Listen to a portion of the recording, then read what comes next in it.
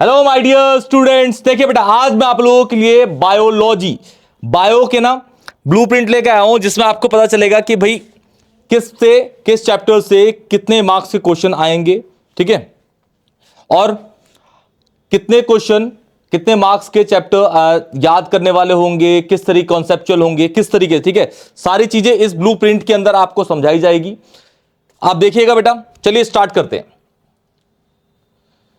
सबसे पहले आपको पता है भाई कि जो सीबीएसई बोर्ड है उसके चैप्टर वाइज यहां पे ब्लूप्रिंट है।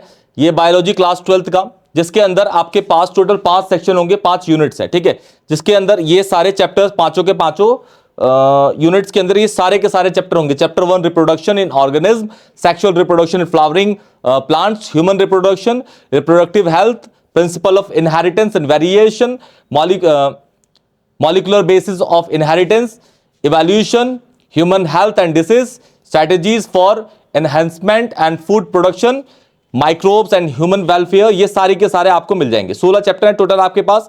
अब इसके अंदर आप देखिएगा ब्लूप्रिंट सीबीएसई क्वेश्चन पेपर किस तरीके से यूनिट वाइज ने बना रखा है। 5 आपके पास यूनिट है, ठीक है, जिसमें आपका यूनिट 1 है, आपका ध्यान से बेटा, यूनिट 1 आपका जो है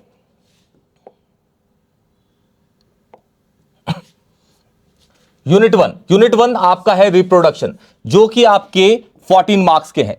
14 मार्क्स रिप्रोडक्शन के चैप्टर्स में बच्चों को ना बहुत ज्यादा रुचि होती है, मेरे को ऐसा पर्सनली लगता है, और जब हम पढ़ते थे तो भी हमें बहुत रुचि होती थी, और ये फैक्ट है, ठीक है, तो इसको हम डिनाई नहीं करेंगे। तो ये जो 14 मार्क्स हैं इसको तो आप पूरा का पूरा कवर कर सकते हैं बेटा। 14 मार्क्स रिप्रोडक्शन से इंपॉर्टेंट है बेटा, ठीक है। और दूसरा आपका है जेनेटिक्स एंड इवोल्यूशन, ये आपके 18 नंबर के होंगे, ये आपके 18 नंबर के जेनेटिक्स एंड इवोल्यूशन। फिर आपका biology in human welfare 14 marks का आएगा। बायोटेक्नोलॉजी एंड इट्स एप्लीकेशन आपकी 10 नंबर की होगी। इकोलॉजी एंड इन्वायरमेंट ये वाला जो है आपका पोर्शन, इसमें आपका इन्वायरमेंट जो वाला पोर्शन है, इसमें जो आपके इस 6 मार्क्स के क्वेश्चन आएंगे वो बिल्कुल आपके एवरेज होते हैं, जो हमें जनरल चीजें होंगी जो बच्चा लिख देता है, ठीक है। और बच्चों को ना बहुत ज्यादा प्रॉब्लम होती है, जैसे कुछ बच्चे ऐसे होते हैं जो पीसीएम लेते हैं, कुछ बच्चे ऐसे होते हैं जो पीसीबी लेते हैं, और कुछ बीच के मॉडरेट बच्चे होते हैं जो क्या करते हैं पीसीएम भी लेके बैठे होते हैं, जिनको मैथ्स में ज्यादा इंपॉर्टेंट मतलब क्यूरियोसिटी होती है, लेकिन बायो उन्होंने ऐसी ले रखी होती है पढ़ने वढ़ने के लिए, ठीक है। या फिर कुछ स्कूल्स बच्चों पे थोप भी देते हैं कि बायो आपको मैंडेटरी है, पढ़ना ही पढ़ना है, क्लियर।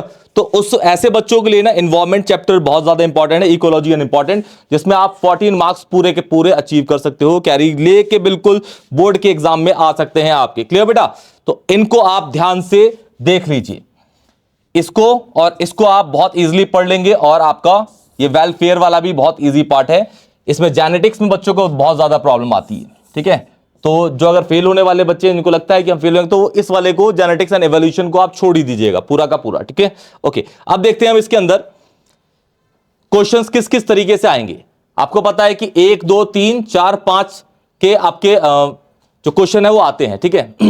क्वेश्चन की जो तरीके होते हैं, बोर्ड किस तरीके से क्वेश्चन पेपर बनाता है, आपका जो 20% पोर्शन जो होता है वो बहुत ही इजी होता है, बहुत ज्यादा इजी होता है, ठीक है। उसके बाद जो आपका 70% पोर्शन होता है वो मॉडरेट पेपर होता है, मतलब वो जहां टफ होगा ना इजी होगा, ठीक ठाक होता है, ठीक है। उसके बाद लेकिन 10% आपका ऐसा होगा जो बहुत ही डिफिकल्ट होता है, 10% जो जेनेटिक्स से आता है, जनरली जेनेटिक्स से आता है, ठीक है। बच्चों को प्रॉब्लम होती है, अब जो पढ़ते हैं उनको कोई प्रॉब्लम होती ही नहीं, वो सारे के सारे चैप्टर उनके बहुत इजी होते हैं, बच्चे मार्क्स अचीव कर लेते हैं।